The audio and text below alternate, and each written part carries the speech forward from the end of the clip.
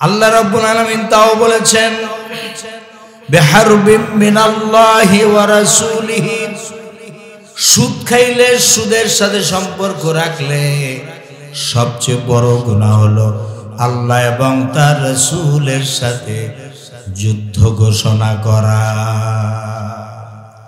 যুদ্ধ ঘোষণা করা, আল্লাহ এবং তার রাসূলের সাথে যুদ্ধ করে জান্নাতে যাওয়া যাবে?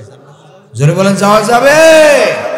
যদি না যাওয়া যায় তাহলে আপনারা সুদ আর সুদের সাথে সম্পর্ক রাখবেন কে কে? হাত জাগান।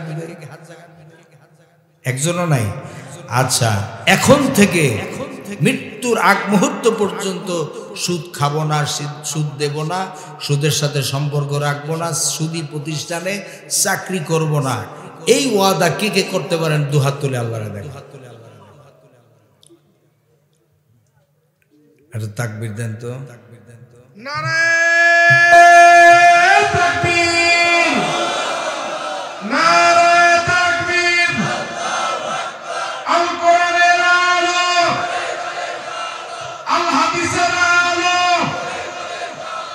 ইসলামের শত্রুরা, ইসলামের শত্রুরা, নারায়ে তাকবীর। বলুন আলহামদুলিল্লাহ।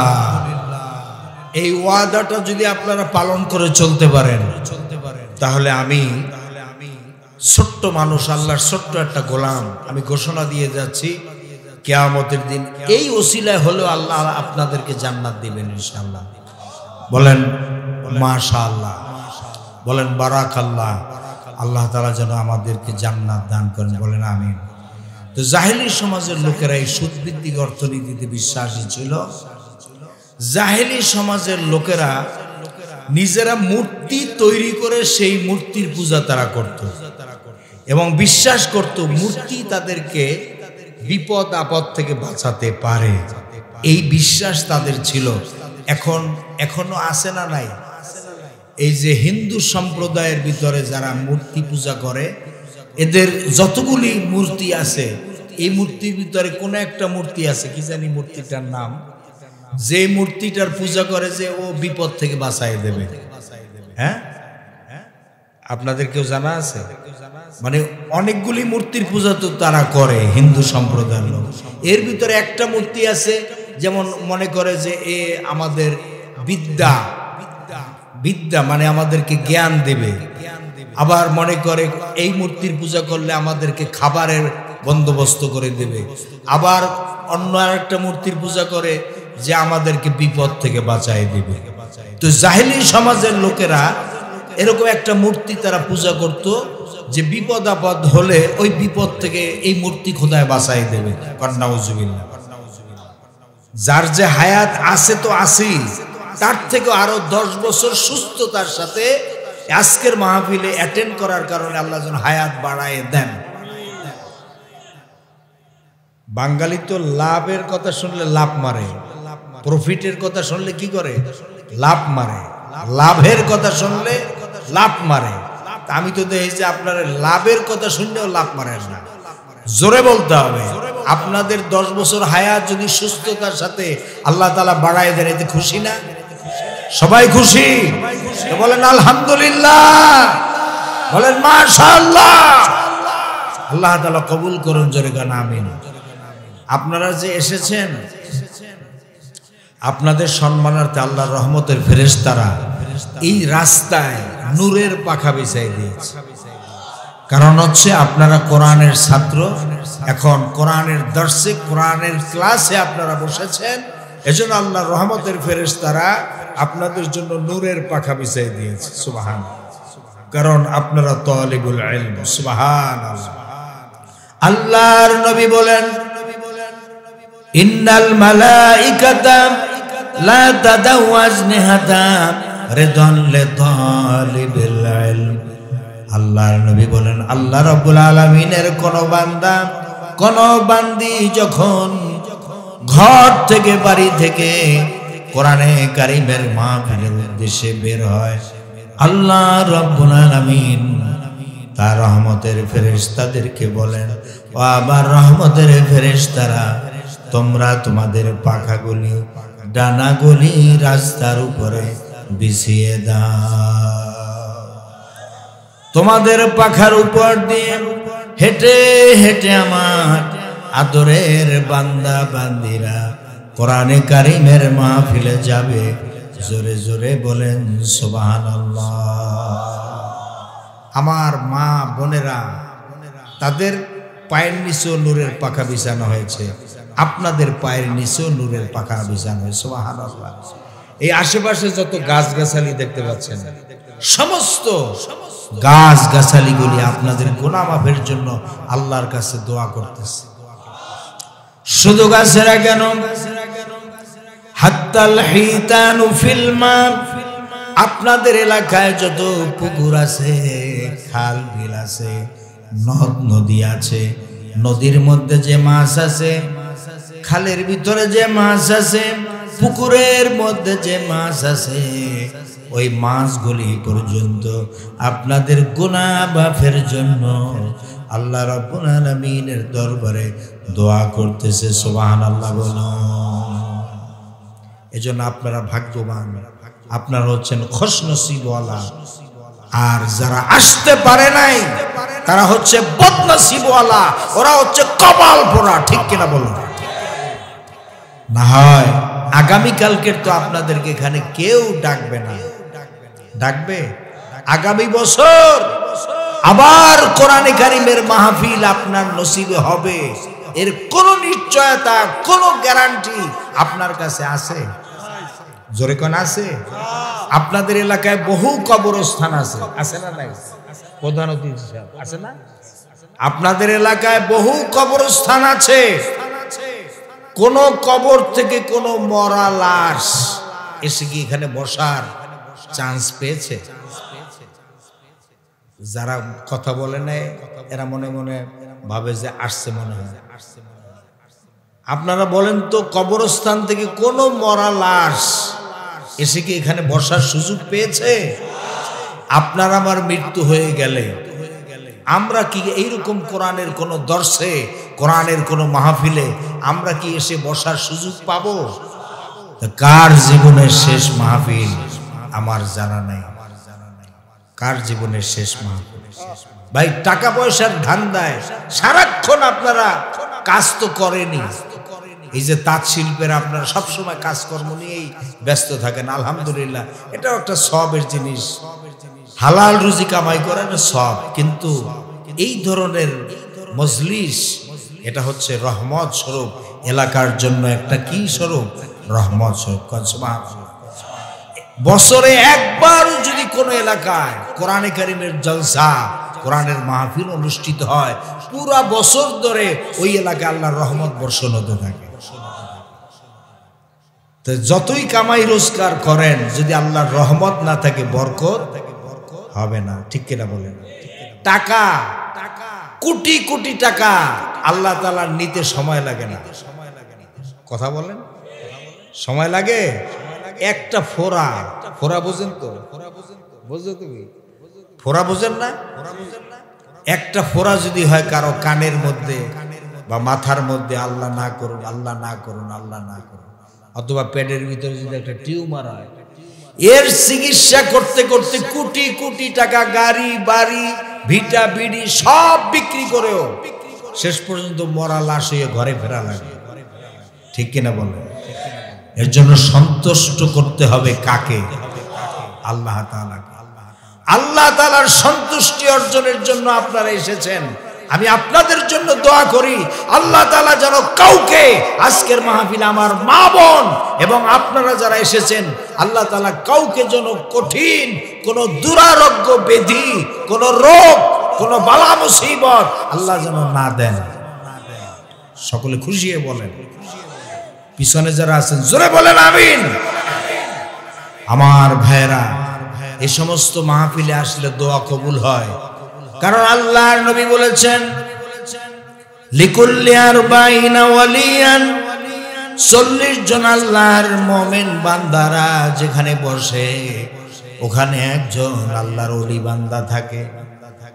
লিকুল্লি আরবাইনা ওয়ালিয়ান, 40 জন আল্লাহর মুমিন বান্দা যেখানে বসে ওখানে আল্লাহর ওলি বান্দা নিশ্চয়ই একজন না একজন থাকে। আল্লাহর ওলি বান্দা যে আছে তার হাতের ওসিলায় দোয়ার ওসিলায় আল্লাহ রাব্বুল আলামিন সকলের দোয়া মঞ্জুর করে নেন। সুবহানাল্লাহ।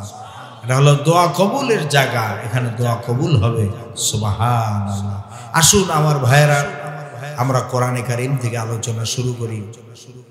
তদানীন্তন আরব সমাজ, যেই সমাজে চুরি ডাকাতি জেনা ব্যভিচার হত্যা ধর্ষণে লিপ্ত ছিল গোটা সমাজ, এক কথায় মানুষ সদাচরণ, সত্য কথা বলা, পরের উপকার করা ইত্যাদি সম্পর্কে তাদের কোনো জ্ঞান ছিল না। ছিল জাহেলি সমাজে কোনো জ্ঞান ছিল। এরা কন্যা সন্তান হলে আমার মেয়ে আর এক বাড়িতে বিয়া দেব, সেই বাড়ির উঠান ঝাড়ু দেবে, ওই বাড়ির লোকদের কাপড় চোপড় ধুইয়া দেবে, এই করবে সেই করবে, রান্না করে খাওয়াবে, আমার ইজ্জতের নষ্ট হবে, ইজ্জতের একটা প্যাস্ট্রিসের হ্যাম্পার হবে।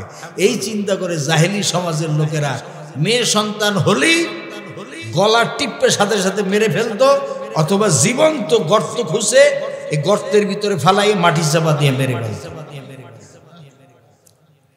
এ ছিল জাহেলি সমাজের মানুষ।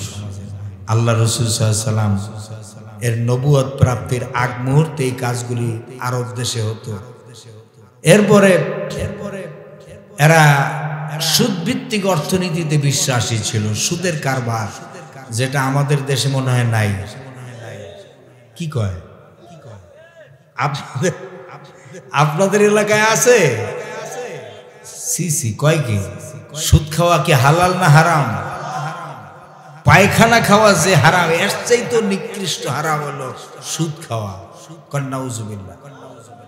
আল্লাহ রাব্বুল আলামিন সূরা আল বাকারার ভিতরে বলেন, আল্লাযীনা ইয়াকুলুনার রিবা লা ইয়াকুমুনা ইল্লা কামা ইয়াকুমুল্লাযী ইয়াতাখাব্বাতুহুশ শাইতানু মিনাল মাস যালিকা বিআন্নাহুম ক্বালু ইন্নামাল বাইউ মিসলুর রিবা ওয়া আহাল্লাল্লাহুল বাই'a ওয়া হাররামার রিবা। এই কোরআনের আয়াত যে তেলাওয়াত করলাম আপনাদের সামনে, কেমন লাগছে? ভালো লাগছে? যারা মুমিন তাদের কাছে ভালো লাগবে, আর যারা আধা মুমিন আধা কাফের, আধা মুমিন আধা বেঈমান, এরা হচ্ছে এদের কাছে ভালো লাগে না। এরা দেখবেন শরীরে জ্বালা, কোরআনের আয়াত শুনলেই জ্বালা পড়া শুরু করে। হুজুর কিসসা কাহিনী কয় না, কিসসা কাহিনী। অথচ আল্লাহ তাআলা কোরআন শরীফে বলেছেন, ফাযাক্কির বিল কোরআন, ফাযাক্কির বিল কোরআন। হে নবী, কোরআন দিয়ে আপনি ওয়াজ করেন। কথাটা কার? আপনারা আমার দিকে খেয়াল করতেছেন তো? আল্লাহ তাআলা কি বলছেন, কি দিয়ে ওয়াজ করতে বলেছেন? কোরআন দিয়ে। ফাযাক্কির বিল কোরআন, হে নবী কোরআন দিয়ে আপনি ওয়াজ করেন। সুবহানাল্লাহ বলেন। তো কোরআন শুনলে আপনাদের শরীরে জ্বালা পোড়া শুরু হবে। কার কার দুহাত তুলে আল্লাহরে দেখান। একজনও নাই। আচ্ছা, কোরআন শুনলে আপনাদের কলিজা ঠান্ডা হয়, কার কার হাত তোলেন তো দেখি। Slogan, slogan.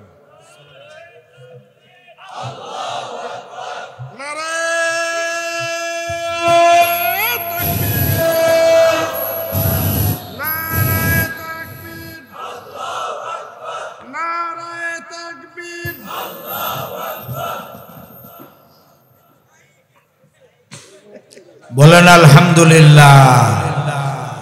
আরো জোরে বলেন আলহামদুলিল্লাহ। সম্মানিত ভাই সাহেব, কোরআন শরীফ শুনলে আপনাদের ভালো লাগে, মজা লাগে। তো আমি সন্তুষ্ট এখন, কারণ প্যান্ডেলটা মোটামুটি ভরছে নাকি? ভরেছে ইনশাআল্লাহ। আশা করি যতটুকুন ফাঁকা আছে আমার আশেপাশে ভাইরা যারা আড্ডা মারতেছে, যারা বিভিন্ন কাজে ব্যস্ত আছে, তারাও চলে আসবে ইনশাআল্লাহ, আমাদের সাথে শামিল হয়ে যাবে জান্নাতের বাগানে। কারণ আল্লাহুম্মা আমিন। তা আমি আপনাদের সামনে একখানা আয়াত তেলাওয়াত করেছি সুদ সংক্রান্ত। আল্লাহ তাআলা বলেছেন, those who devour usury will not stand except as a stern son of the shaitan by his stars are driven to madness. That is because by say trade is like usury. Allah hath permitted trade and forbidden usury. এই যুবক ভাই ওর দিকে তাকাই গেছে, আমার দিকে তাকায়। ওর দিকে তাকাই কোনো সব নাই, কোনো লাভও নাই, ঠিক কিনা বলেন? আমার দিকে তাকায়। আমার ভাইরা, এই আয়াতটা যে আপনাদের সামনে আমি তেলাওয়াত করলাম, শোনালাম, ইংরেজিতে তর্জমাটা শোনালাম, এখন বাংলায় শোনাবো। এটা হয়তো আপনারা আমাকে দাওয়াত দিয়েছেন, যার কারণে আমি আমার সারা জীবন পড়ালেখা করে যতটুকু অর্জন করেছি এগুলো আপনাদেরকে শোনাচ্ছি, কিন্তু আপনারা তো এগুলো অর্জন করতে পারেন নাই। এই কোরআন থেকে এই কথাগুলো যে বলছি, এগুলো আমার পড়ালেখা করতে বহু কষ্ট হয়েছে। এই যে শর্ষিনা মাদ্রাসায়, শর্ষিনার নাম শুনছেন? শর্ষিনা মাদ্রাসায় পড়ালেখা যখন করেছি, পাতলা ডাইল, আরে আল্লাহ, পাতলা ডাল বুঝেন তো, এ দিয়ে মানুষ হাতও ধোয় না, এমন পাতলার পাতলা, সেই পাতলা ডাল আর কচুর পানি এ খাইয়া পড়ালেখা করে বহু কষ্ট করে আমাদেরকে এগুলা শিখতে হয়েছে। আপনারা একটু কান খাড়া করে শুনবেন, তাতে কি কষ্ট হবে? আল্লাহ তাআলা বলছেন, যারা সুদ খায়, যারা সুদ দেয়, যারা সুদের ব্যবসা করে, কারবার করে, সুদের সাক্ষী যারা হয়, সুদী প্রতিষ্ঠানে যারা চাকরি করে, কিয়ামতের দিন আল্লাহ রাব্বুল আলামিন তাদেরকে পাগল বানাইয়া হাসরের ময়দানে উঠাবেন। কি বানাইয়া? পাগল বানাইয়া। এখন যদি আপনাদেরকে বলা হয় যে ভাই 10 কোটি টাকা দেওয়া হবে, খালি ইনজেকশন পুশ করে তোমাকে পাগল বানাই দেওয়া হবে, আপনি রাজি হবেন? আপনি বলবেন যে ভাই টাকা দিয়ে করব কি? আমি যদি পাগলই হয়ে গেলাম, টাকা দিয়ে করবোটা কি? ঠিক না? তার মানে 10 কোটি টাকা, 100 কোটি টাকাও যদি অফার করে আর যদি বলে যে তোমারে পাগল বানাই দেব, রাজি হবে কেউ? হবে না। এখন বুঝেন সুস্থতার মর্যাদা কত। আল্লাহ যে আমাদেরকে সুস্থ রেখেছেন, পাগল বানান নাই, এটা যে কত বড় নেয়ামত এখন একটু বুঝতেই পারছেন আপনারা, ঠিক কিনা বলেন? আমার ভাইয়েরা, সুদের কারবার যারা করে, সুদ যারা খায়, সুদ যারা দেয় এবং সুদের ব্যবসা যারা করে, সুদের সাক্ষী যারা হয়, সুদী প্রতিষ্ঠানে যারা চাকরি করে, কিয়ামতের দিন আল্লাহ রাব্বুল আলামিন তাদেরকে পাগল বানাইয়া হাসরের ময়দানে উঠাবে। এরপরে হাদিস শরীফে আসছে, সুদ খাইলে, সুদ দিলে, সুদের সাথে সম্পর্ক রাখলে 70টার মতো গুনাহ হয়। কয়টা? 70।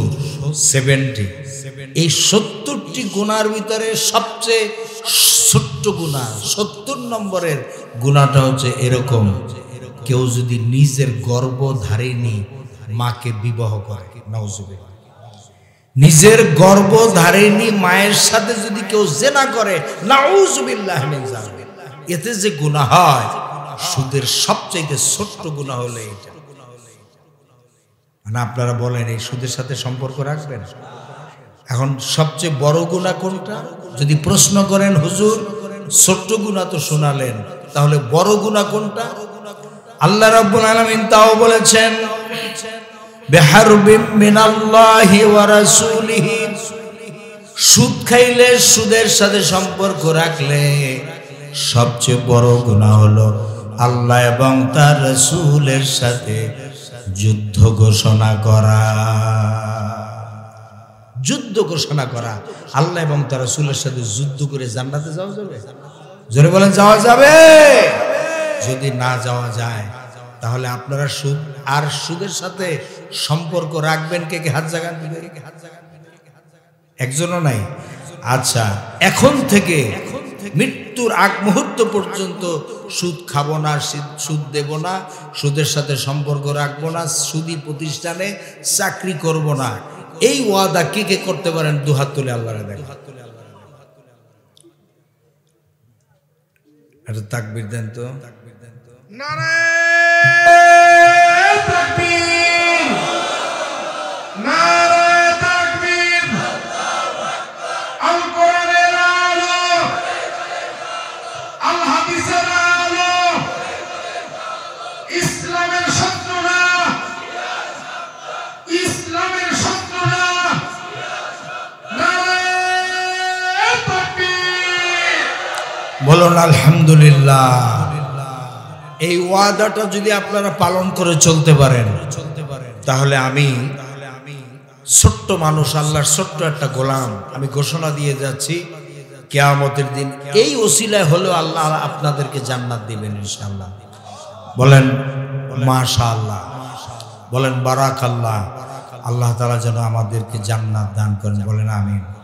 তো জাহেলি সমাজের লোকেরা এই সুদভিত্তিক অর্থনীতিতে বিশ্বাসী ছিল।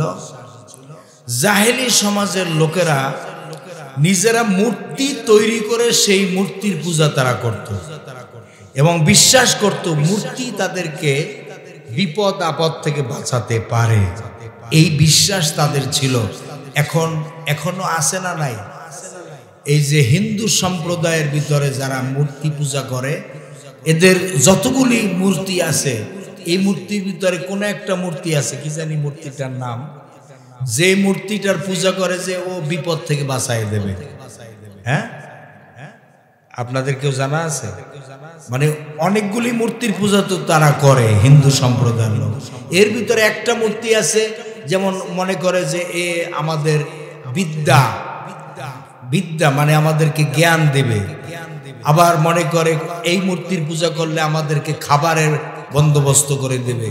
আবার অন্য আরেকটা মূর্তির পূজা করে যে আমাদেরকে বিপদ থেকে বাঁচাই দেবে। তো জাহেলি সমাজের লোকেরা এরকম একটা মূর্তি তারা পূজা করত যে বিপদ আপদ হলে ওই বিপদ থেকে এই মূর্তি খোদায় বাঁচাই দেবে। নাউজুবিল্লাহ। এরকম এক লোক মূর্তি কাঁধে করে রাস্তায় হাঁটতেছিল, যে রাস্তায় কোনো বিপদ আপদ হলে আমাকে এই খোদায় বাঁচাই দেবে। ইন দি মিন টাইম তার হাজত ধরেছে, হাজত পেশাব আসছে। তো চিন্তা করলো যে খোদারের সাথে নিয়ে পেশাব করলে এটা তো বেয়াদবি হবে। তো এই জন্য সে কি করলো, মূর্তি খোদাকে গাছের সাথে হেলান দিয়ে দাঁড় করায় রেখে হাজত সারতে গেল। হাজত সেরে এসে দেখে মূর্তি খোদার মাথা থেকে পা পর্যন্ত পুরাটা ভিজা দেখে মনে করছে যে আল্লাহর রহমতের ফেরেশতারা এসে সম্ভবত একেবারে জমজমের পানি দিয়ে গোসল করাই দিয়ে গেছে। এই চিন্তা করে মূর্তি খোদার মাথা থেকে পা পর্যন্ত চাটা শুরু করছে, জিব্বা দিয়া চাটতেছে। চাটতে গিয়ে দেখে কেমন টক টক ঝাঁঝ ঝাঁঝ দুর্গন্ধ লাগে। তখন চিন্তা করলো যে রহমতের পানি, জমজমের পানি কি এরকম টক টক ঝাঁঝ ঝাঁঝ দুর্গন্ধ হয় নাকি? ডানে বামে এরকম তাকাই দেখে যে কাছেই একটা কুকুর দাঁড়ানো। কি দাঁড়ানো? কুকুর। কুকুরের স্বভাব হচ্ছে কুকুরের যখন পেশাব ধরে সে কোনো গাছের গোড়ায় যায় অথবা একটু পাহাড়ের মতো উঁচু টিলা টুলা দেখলে কাছে গিয়ে ঠ্যাং একটা জায়গায় দিয়ে ব্রাশ পায়। ঠিক কিনা বলেন? তো কুকুর ও তো আর বেদব কুকুর, ও তো আর জানে না যে খোদায় দাঁড়ায় রয়েছে হেলান দিয়ে গাছের সাথে। সে তো আচ্ছা মতো ভিজাইছে পেশাব দিয়ে। এখন বুঝতে পেরেছে, চাকতে গিয়ে বুঝতে পেরেছে যে আসলে কিসের রহমতের পানি, এ তো কুত্তার পেশাব। বুঝতে পেরে মূর্তি খোদার ঠ্যাং ধরে মারছে আসার দিয়ে কয়, তুই খোদা না হুদা?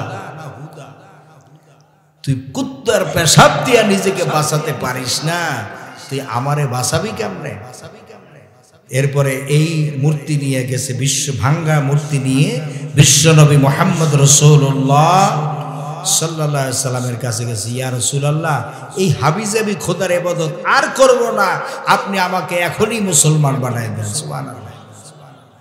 আল্লাহর নবী বললেন, তুমি পড়ো লা ইলাহা ইল্লাল্লাহু মুহাম্মাদুর রাসূলুল্লাহ সাল্লাল্লাহু আলাইহি ওয়াসাল্লাম মুসলমান হয়ে গেছে। এই সেই যুগের মানুষেরা এইরকম ছিল। এই অসভ্য জাতিটাকে বিশ্বনবী মুহাম্মদ রাসূলুল্লাহ সাল্লাল্লাহু আলাইহি সাল্লাম তিনি কি সুসভ্য ভালো মানুষে পরিণত করতে পেরেছিলেন? তাদেরকে পেরেছিলেন? এটা না তাফসির মাহফিল কোরআন শরীফ কই? সভাপতি কে? আপনি কে? সভাপতি সাহেবের দায়িত্ব না? কোরআন শরীফ কই? কোরআন শরীফ কই? তাফসির মাহফিলতে কোরআন শরীফ থাকবো না? হ্যাঁ, এটা তো ওয়াজ মাহফিল না, এটা হলো তাফসিরুল কোরআন মাহফিল। আমার ভাইরা, আচ্ছা যাই হোক, আলহামদুলিল্লাহ সভাপতি সাহেব নিজে দৌড় মারছে। আল্লাহ তাআলা সভাপতি সাহেবকে কবুল করে নেন। আল্লাহ তাআলা সভাপতি সাহেবের নেক হায়াত দান করুন। আমার ভাইরা, আল্লাহ রাসূল সাল্লাল্লাহু আলাইহি সাল্লাম ওই জাতিটাকে ভালো জাতি বানাইতে পেরেছিলেন? কোন পারে নাই? পেরেছিলেন। আল্লাহ রাসূল বলেছেন খায়রুল কুরুনি কারনি, সর্বশ্রেষ্ঠ যুগ হলো আমার যুগ। কান সুবহানাল্লাহ। কোন সেই জাদুর জীবন কাঠি, কোন সেই পরশ পাথর যার সংস্পর্শে এসে গোটা জাতি স্বর্ণের জাতিতে পরিণত হয়ে গেলেন, সেই জিনিসের নাম কি? একজন দুইজনে বললেন, বাকিরা কয় গীতা না বাইবেল, আল্লাহই জানে। আপনারা আবারও তো বলুন তো সকলে, সেই জিনিসের নাম কি? সেই কোরআন, যেই কোরআনের টাচ লেগে হযরতে ওমরের মতো মানুষ স্বর্ণের মানুষে পরিণত হয়ে গেলেন। হযরতে ওমর জাহেল ছিলেন, মূর্খ ছিলেন, লৌহ খণ্ডের মতো, পাথরের টুকরার মতো, নির্জীব এক পদার্থের মতো ছিলেন ওমর। কোরআন হচ্ছে পরশ পাথর। এই কোরআনের টাচ লেগে হযরতে ওমর তিনি হয়ে গেলেন পৃথিবীর শ্রেষ্ঠ মানুষ। আল্লাহর নবী বললেন, লা নবিয়্যা বাদি ওয়ালা রাসূলা, আমার পরে এই পৃথিবীতে আল্লাহ রাব্বুল আলামিন কোন নবীও পাঠাবেন না, রাসূলও পাঠাবেন না। যদি আল্লাহ রাব্বুল আলামিন আমার পরে এই পৃথিবীতে কোন নবী রাসূল পাঠাতেন, লাকানা ওমর, ওমরকে অবশ্যই আল্লাহ রাব্বুল আলামিন নবী বানিয়ে দিতে। কত বড় মর্যাদার অধিকারী হলেন হযরত ওমর। কিভাবে? একটু সংক্ষেপে শোনেন। একদিন আবু জাহাল ঘোষণা করলো এরকম একটা সমাবেশে, যে ব্যক্তি মুহাম্মদ সাল্লাল্লাহু আলাইহি সাল্লামকে জীবিত অথবা তার মৃত মাথা আমার সামনে হাজির করতে পারবে, মুহাম্মদ সাল্লাল্লাহু আলাইহি সাল্লামকে জীবিত অথবা তার মাথা আমার সামনে হাজির করতে পারবে, তাকে 100 লাল উট এবং 1000 স্বর্ণ মুদ্রা তাকে পুরস্কার দেওয়া হবে। 100 কি ভাই ঘুমাইতেছে নাকি? ও আমার দিকে তাকাই আছে। আচ্ছা, জবাব না দিলে আমি বুঝি কি?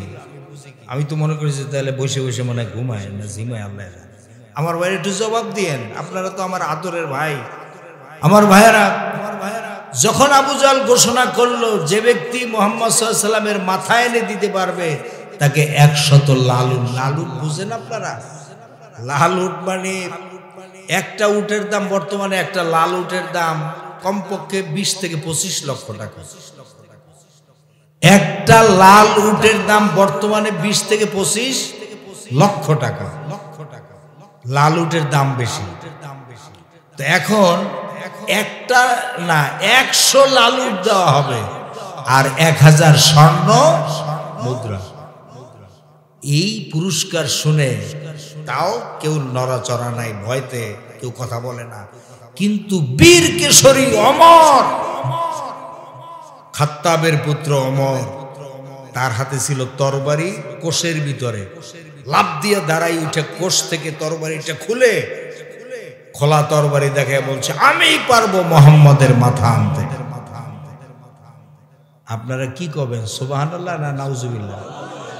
হ্যাঁ, মাশাআল্লাহ মাশাআল্লাহ। বেলকুচির মুসলমান ভাইরা ভালোই মোটামুটি অনেক জায়গায় কয় সুবহানাল্লাহ। আল্লাহ রাসূলের মাথা আনবে আর কয় সুবহানাল্লাহ। আপনারা তো সঠিক জবাব দিয়েছেন। কি বলবেন? নাউজুবিল্লাহ। মক্কার কাফেরদের ভিতরে হই হই রব পড়ে গেল। এইবারে বুঝি মুহাম্মদের আর কোনো রক্ষা নাই। ওমর চলল মুহাম্মদ সাল্লাল্লাহু আলাইহি সাল্লামের মাথা আনতে। পথিমধ্যে নঈম বিন আব্দুল্লাহর সাথে দেখা, ওমরের বন্ধু। সে জিজ্ঞেস করছে, ওমর, এই রুদ্র মূর্তি ধারণ করে তুমি কোথায় যাও? আবার খোলা তরবারি হাতে, কারণটা কি? তোমার কাছে বলা লাগবে? হ্যাঁ, একটু বলো। আমি যাইতেছি মুহাম্মদের মাথা আনতে। নঈম বিন আব্দুল্লাহ বলছে যে আমি মুহাম্মদের মাথা আনতে যাই। ওমর বলতেছে নঈম বিন আব্দুল্লাহর কাছে, তার বন্ধুর কাছে বলছে। তো বন্ধু বলতেছে, বাহ বাহ, মুহাম্মদ সাল্লাল্লাহু আলাইহি ওয়াসাল্লামের মাথা আনবা, সাহস তো কম না, খুব সাহস দেখা যায়। এই ওমর, যদি এতই পণ্ডিতগিরি তোমার থাকে বা তুমি যদি এত হ্যাডাম সাহস থাকে, তাহলে ওই যে ছোট ছোট বাচ্চারা খেলা করতেছে মরুভূমির ভিতরে, তো ওই যে ছাগলের বাচ্চারা, ছোট ছোট ছাগলের বাচ্চারা যে খেলা করছে, ওরা একটা ছাগলের বাচ্চা পারলে ধরে আন, তোর যদি এত হ্যাডামগিরি থাকে। বুঝেন না, বন্ধু বন্ধুর সাথে যা বলে। এখন ওমর কয়, কি বলিস? আমি একটা ছাগলের বাচ্চা ধরতে পারবো না? গেছে ধরতে। কিন্তু আপনারা তো জানেন, ওই যে ছাগলের বাচ্চা বা গরুর বাচ্চা ধরতে গেলে একটু লাভ দেয় না? একটু ধরা একটু। কিন্তু ওই সময় তো আল্লাহর কুদরত কাজ করতেছিল, আল্লাহর কুদরত কাজ করতেছে। সুবহানাল্লাহ বলে। যখনই ধরতে যায় লাভ মারে, যখনই ধরতে যায় লাভ মারে। কিন্তু ওমর অনেক চেষ্টা করে একটা ছাগলের বাচ্চাও ধরতে পারে না। সুবহানাল্লাহ বলে। নঈম বিন আব্দুল্লাহ বলছে, ওমর, তুমি সামান্য একটা ছাগলের বাচ্চা ধরতে পারলে না, আর তুমি কিনা যাচ্ছ আল্লাহর সিংহের মাথা আনতে, আল্লাহর নবীর মাথা আনবা? ওমর, এত বড় দুঃসাহস তোমার, একটা ছোট ছাগলের বাচ্চাও তুমি ধরতে পারলে না। তখন নঈমের দিকে ধা ধা করে তরবারি নিয়ে আগাই আসতেছে, নঈম বিন আব্দুল্লাহরে মারবে। নঈম বিন আব্দুল্লাহ বলছে, ওমর, আমাকে তুমি পরে শায়েস্তা করো, আগে তোমার আপন বোন ফাতেমা, ওমরের আপন বোন ছিল ফাতেমা, তোমার আপন বোন ফাতেমা এবং তোমার ভগ্নিপতি সাঈদ, তারা ইসলাম কবুল করেছে, তাদেরকে আগে সামলাও। সুবহানাল্লাহ। হযরত ওমর রাদিয়াল্লাহু তাআলার ভগ্নিপতি সাঈদ রাদিয়াল্লাহু তাআলা, তিনি জান্নাতের রোকন ছিলেন, জান্নাতের রোকন ছিলেন, আশারায়ে মুবাশশারার একজন। সুবহানাল্লাহ। তো ওমর এখন নঈম বিন আব্দুল্লাহরে আর মারবে কখন?